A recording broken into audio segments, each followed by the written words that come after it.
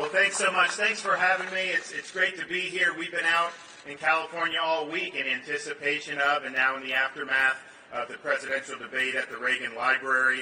I remember, growing up in Florida, that California was a long way away for me. I never got to spend much time here until I was in the U.S. Navy and got orders to Naval Amphibious Base Coronado to join Naval Special Warfare Group 1 in anticipation of a deployment to Iraq. This is 15, 16 years ago that happened, and I'll never forget checking into the bachelor officer quarters in beautiful Coronado.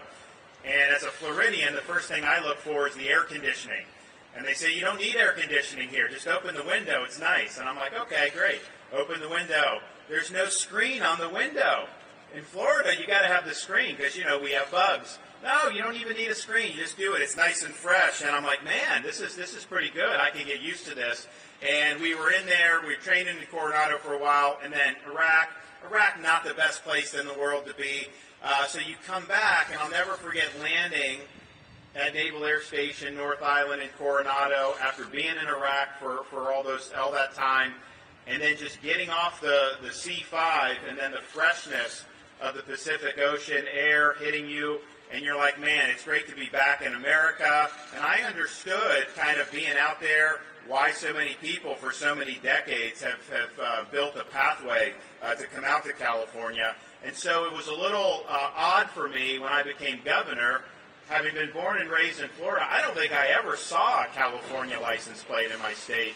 Now all of a sudden I become governor, and I got a lot of California license plates showing up in the state of Florida, particularly after COVID started. A lot of my supporters were concerned about how some of those people may vote in Florida because at that time Florida was considered a very competitive state. Now it's not because of all the good things we've done, but at the time there was concern. But what it was a lot of those folks had been driven, some of it by the COVID insanity that was going on in California, some of it by the education, locking kids out of school, some of it was the crime and how criminals are not held accountable the way that they need to. Yes, taxes and other things, business climate, but we've now been able to have a lot of people move from San Francisco, move from Los Angeles, move from San Diego to different parts of Florida, so they've been able to tell me some of the things that they've done.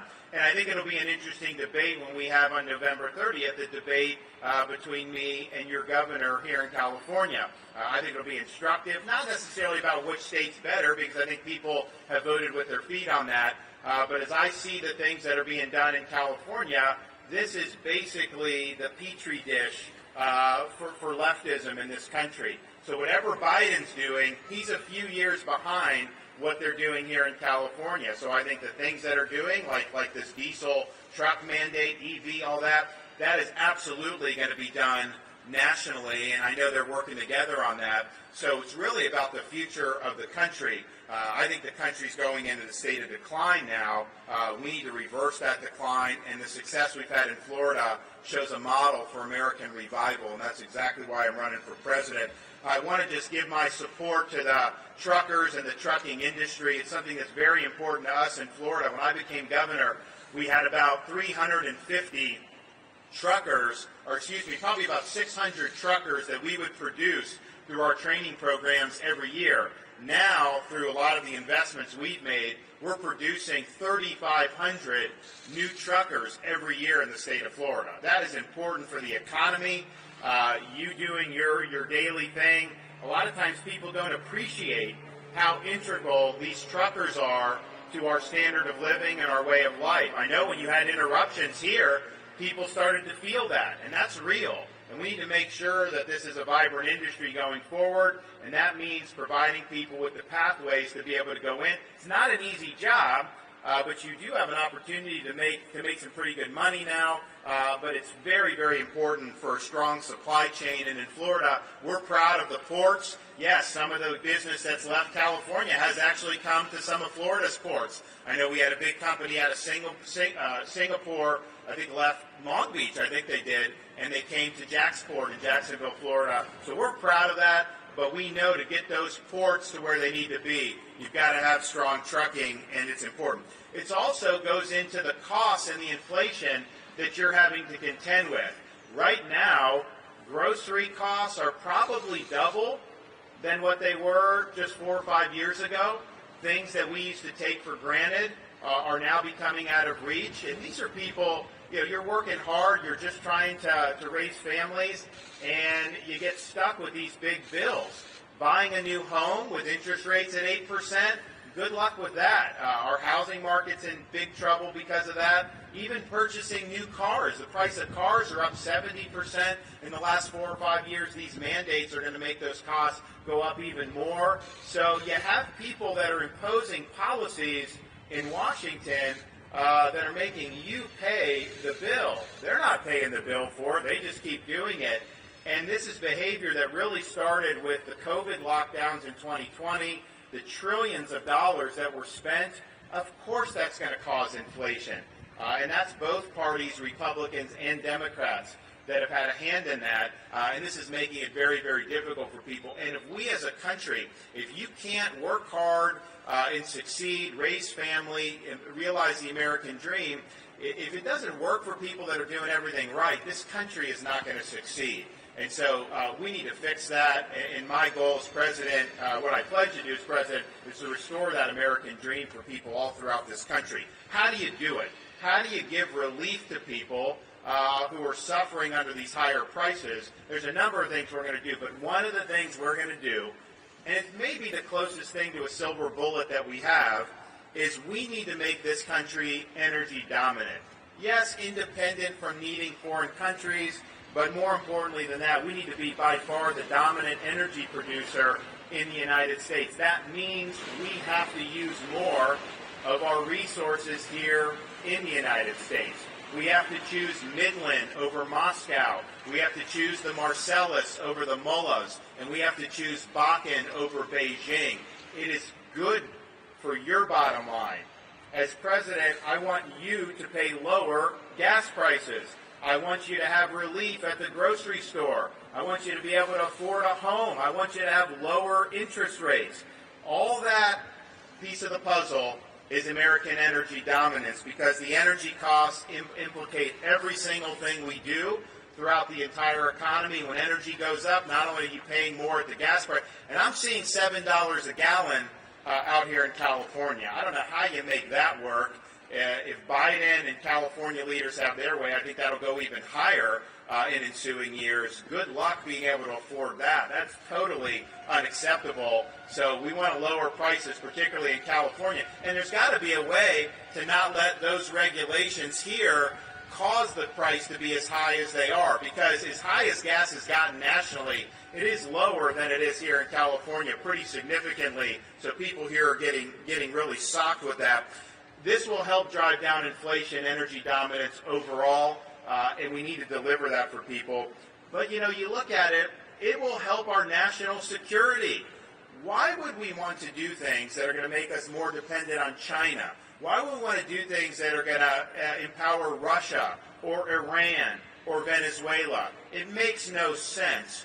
Energy dominance will make this country more secure, and we're going to deliver that. And part of the way we're going to deliver that is we are going to reverse the Biden mandates for electric vehicles. We are going to save the American automobile. You should be able to purchase the car that is best for you and your family. You shouldn't have Washington, D.C. or the state of California telling you that you can only buy the type of car that they want you to buy. They say that this is somehow better for the environment to force electric vehicles, but I can tell you one thing is the things that go into making these come from communist China. I don't see how it's better to rely on China for anything. China's doing a lot with electric vehicles in their own country, but guess what? You can't just look at an electric vehicle and say, what is the emissions from that? You have to look at what is going into creating the power that you need to charge the battery. Where does China get its power from? Coal-fired power plants. They're putting two new coal plants come online in China every week. What is cleaner, American oil and gas or Chinese coal plants. So yes, they're going to have EVs, but you got to count all the coal that's burned to be able to power their electric grids. And I think the people that are imposing these mandates are not honest with people about the true environmental cost that goes into the mandate. So we don't want to be dependent on China. We want to be able to do our own fuel here with traditional American automobiles. But you know what? If you want an EV, man, knock yourself out. It is a free country, and that's your right to be able to do that if you want that. I do think that these mandates are going to cost Americans a lot more to be able to afford to purchase a car. And we've already seen when COVID hit, you had the supply chain interruptions, and then you've had the inflation since then. It's made purchasing a car for families almost cost prohibitive in many instances. These mandates are going to make that worse. You're going to have a more difficult time affording an automobile because of government mandates, and that is wrong. Now, I know California has done even more draconian mandates with respect to electric vehicles. What I don't understand is when they announced that, I think it was earlier this year, they announced the way forward there, eventually all new cars produced in or sold in California have to be EV. You're not even going to be able to buy a traditional automobile. I noticed that a couple days after that, there was a message sent out to current EV owners saying not to be charging your EV because of stress on the power grid. You have rolling blackouts here. You have problems delivering reliable energy as it is. How are you going to be able to add millions and millions of new EVs on the road using the power grid under your current infrastructure? It's going to be a huge, huge problem, and that's the case nationally, too, with what Biden wants to do. We don't have the grid capability to be able to do it. So is the future of America rolling blackouts, not having reliable energy? I can tell you this, as governor of Florida, we have to deal with natural disasters. We understand that hurricanes can come, and we just had one a few weeks ago with Hurricane Idalia. One of the things you have to do in those circumstances, and we stage people before the storm, we devote a lot of resources to be able to rapidly restore power for people so that people can get back on their feet. When you need to restore power, I'm not able to do that with windmills. I'm not able to do that with solar. I need oil and gas to be able to do that. I need reliable energy.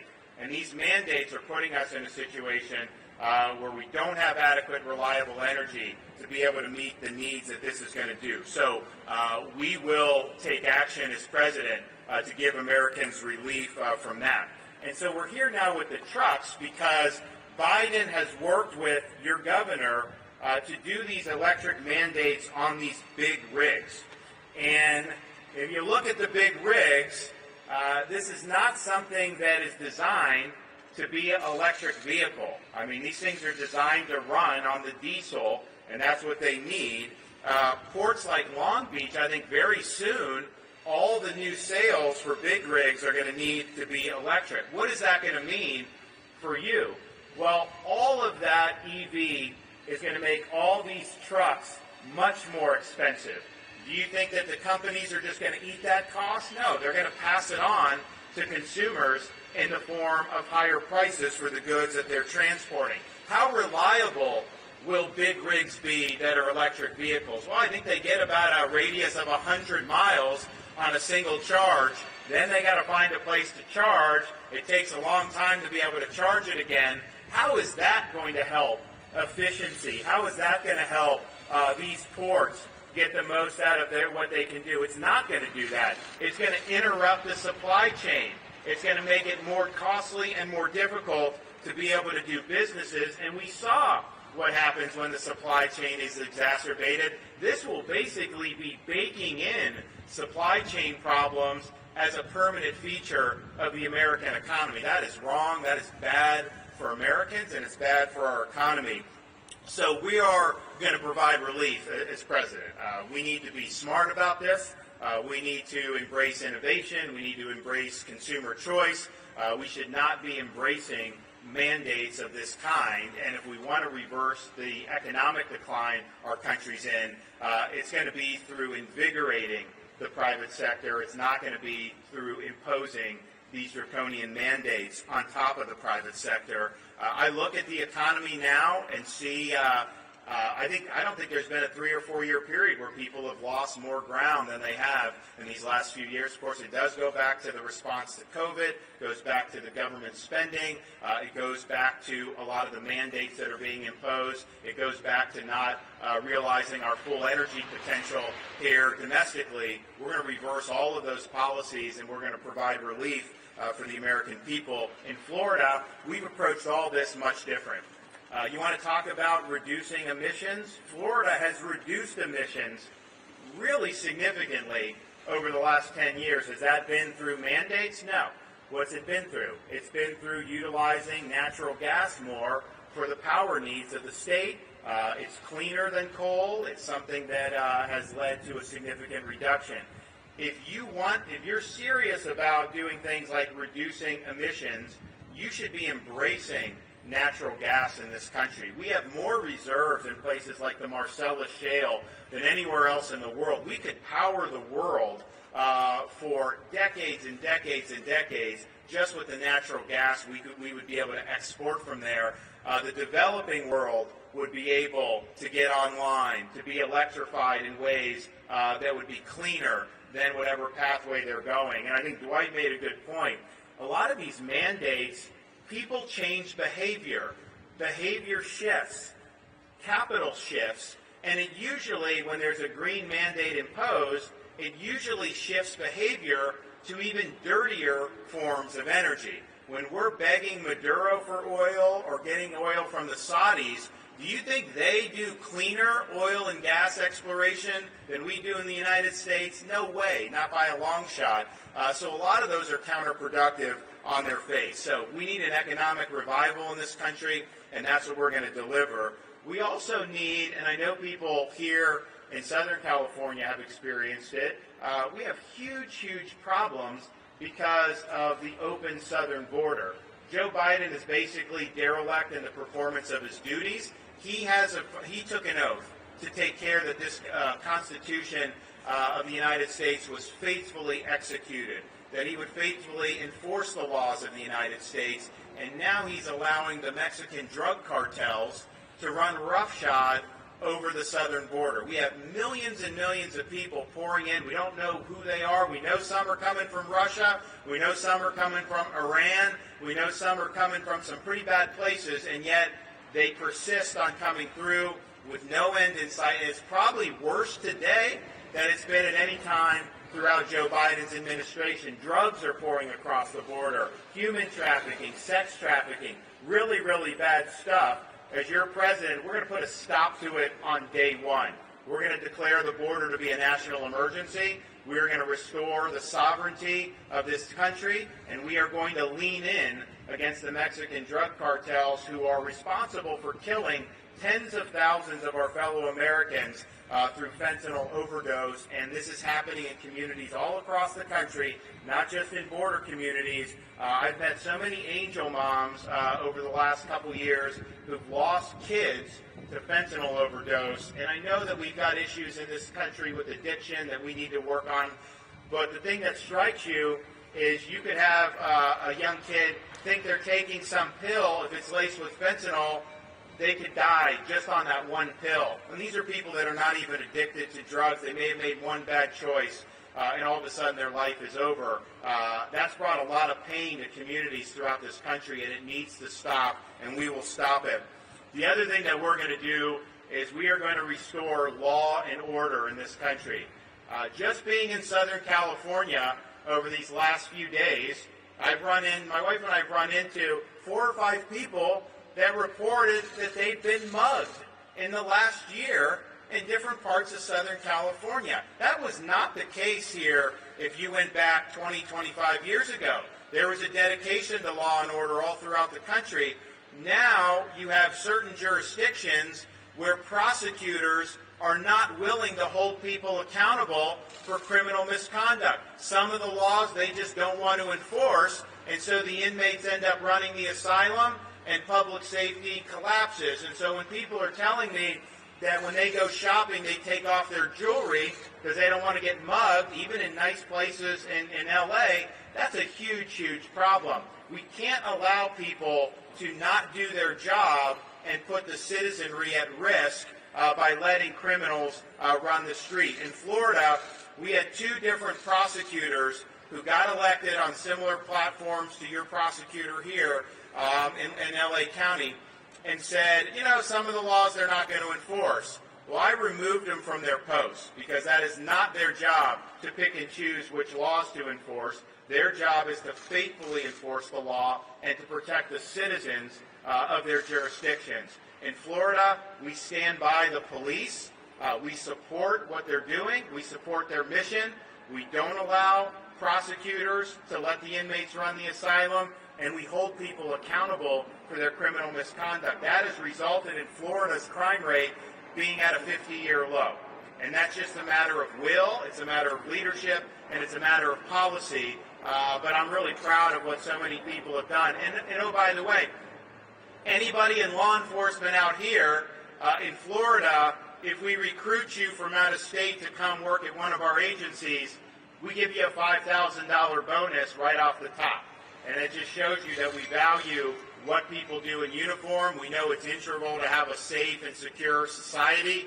And we can talk economy, we can talk education, we can talk about all these issues that are so important. If you don't have safe communities, all that stuff goes by the wayside very, very quickly. So I want to thank everybody who's been here today. I want to thank the truckers. I want to thank everybody associated. It's been great to be out here for the week. We've been able to cover a lot of good ground in terms of the debate and all these other things, and we look forward to being able to make it back.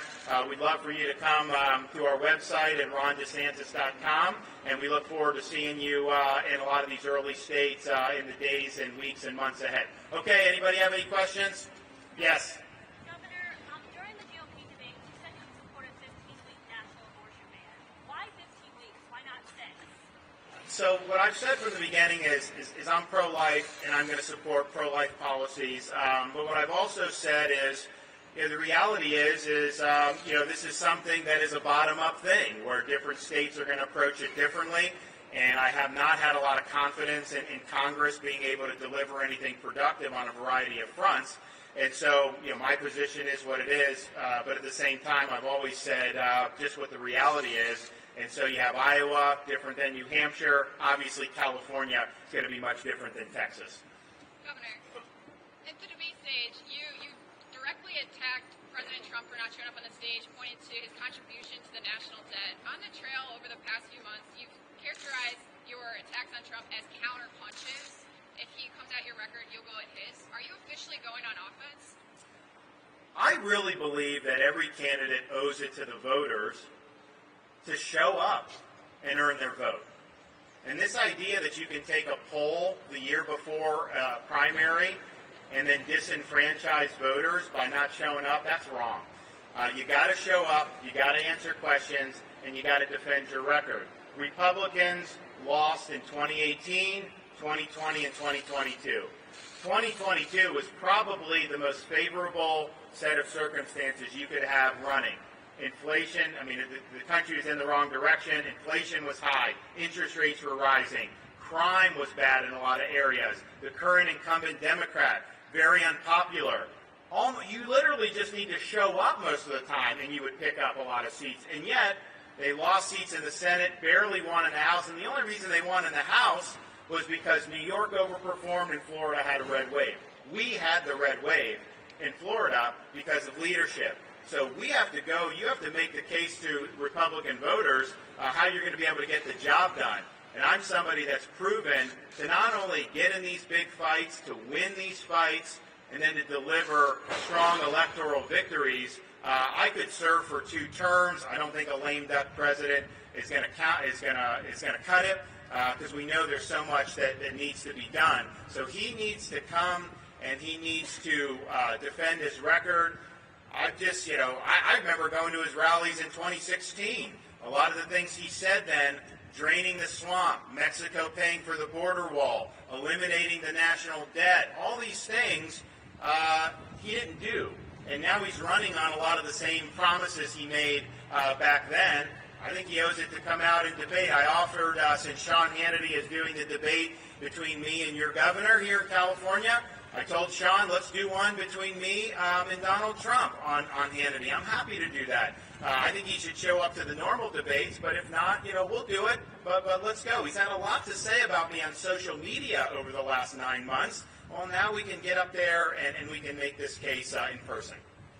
Yep. Sir, a group of donors have invited representatives from your campaign and from Nikki Haley's campaign to meet with them to pitch them on why you're the #1 alternative to take on the former president. Are you concerned with Governor Haley's momentum and that you're not already seen as the person best? No, no, not at all. I think like anyone that watched that debate the other night saw, there was one person who acted like a president should act. And if you look at how they were carping and all this stuff, to me, I thought it was very off-putting. And my role there was to deliver the message to the American people about how we reverse this country's decline. It was for me to deliver the message to the American people that I've actually delivered. All the things they're talking about, I've delivered. You want to talk about budget? We reduced the debt in Florida since I've been governor by 25%. We cut taxes. We reduced tolls. We ran budget surpluses. You want to talk about China? We banned the purchase of land by the Chinese Communist Party in the state of Florida. You want to talk about crime? We have the death penalty for pedophiles reinstated in Florida. We support police with bonuses and making sure our streets are safe. You want to talk about illegal immigration? We banned sanctuary cities in the state of Florida. You want to talk about things like education? We have universal school choice in Florida. Every parent has a right to take a scholarship to a private school. They can go to a charter school. And even within the school districts, they have choices to be able to go. On issue after issue, I've delivered where these other candidates have just talked. And I think it's very clear as you look in these early states where this stands. So we're going to be the candidate built for the long haul. We're going to get the job done starting in the early states, and we'll be able to bring this to a conclusion hopefully pretty quickly. Yes? Governor, on immigration, there's more than 10 million illegal immigrants living in this country. If you're elected president, would you initiate mass deportation? And if so, to what extent have you thought through what that would entail in terms of law enforcement raids in immigrant communities, schools, workplaces? So everyone that has come illegally under Biden, we got to go, they're sending back. So that's going to be the first priority. That's probably 6 or 7 million people right there. It's going to require a lot of effort. It's going to require us to lean in. But if you don't have a sanction for violating the law, I support building a wall. I support all this. You're going to continue to have it. I would note that the former president is campaigning on the same promise he made in 2016 that he didn't deliver on. In fact, Obama's first term, there were more deportations than under Trump's term in office. Now he's saying he's going to do this great thing. He had 4 years and didn't get the job done. We're going to get the job done, but I definitely think the people that are coming over, kind of last one in, first one out, and we're gonna really push forward strongly on that. Yes.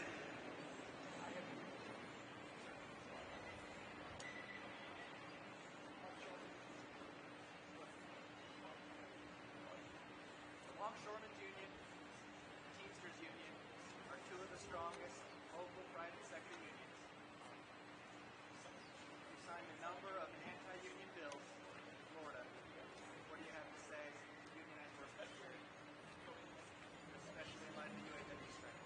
So, I think the bill you're referring to in Florida was we did paycheck protection with respect to teacher union dues, and I think that should be absolutely law. I mean, I look at California and how the teacher union has a hammerlock on the education system here. I think it's been really bad for education in California. We just got ranked #1 by the American Legislative Exchange Council for Education. We're ranked #1 by U.S. News and World Report. The most recent NAEP rankings, the nation's report card, first post-COVID, we're 3rd and 4th, respectively, in 4th grade reading, 4th grade math in the entire country. In Florida, I can tell you, when I was growing up, California education was one of the top, certainly in years before that.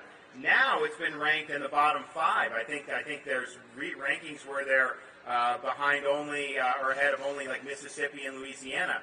And I think it's because of the teacher union. So what we did in Florida is we said, okay, you can join this if you want, but they can't automatically deduct dues from your paycheck. Because what they do is they pressure people to sign an authorization form, they give it, and then the dues just come out automatically. So we don't do that with these school unions. If you want to join, you can join, but then you give the money directly to them as you see fit. What that has done is I think it's shown just how much money has been taken out. People can make a judgment about whether they think that's good or not from them. I can tell you the school unions in Florida have fought us on almost everything, and yet I've delivered more pay increases for teachers than any governor in the history of Florida. We've done billions of dollars in increases in teacher salaries, including increasing that average minimum salary so that we can recruit more teachers. It's very important. The school unions, though, in Florida, when we said in COVID, every school needs to be open in June of 2020, they sued me in court to try to close schools. So if they had their way, they would have locked these kids out of school for a year, year and a half, like they did in San Francisco and some of these other places. How they behaved during COVID, especially in some of these big cities, was a disgrace. They turned their backs on all these vulnerable kids, and the thing that really galled me is you'd have some of these union leaders that would send their own kids to in-person private school because they could afford it. The people that got hammered with those school closures were low-income, working-class families, particularly in urban areas. In Florida, we stood up for those folks. We understood how important it was that those kids could be in school 5 days a week in person. We understood how important it was that parents had the ability to get their kids into school. I mean, when you have a single mother who's providing for the family, she can't do that and be an in-person teacher at home and homeschool. So it just didn't work. And obviously the science on it was so backwards to suggest that kids shouldn't have been in school. But those school unions fought us on that. We beat the school unions. We got kids in school in Florida. And I don't think you would see our performance be where it is had we followed what some of these other states did by denying kids the right to an in-person education. We fought, we won, and the kids in Florida are better off as a result of it. Yes.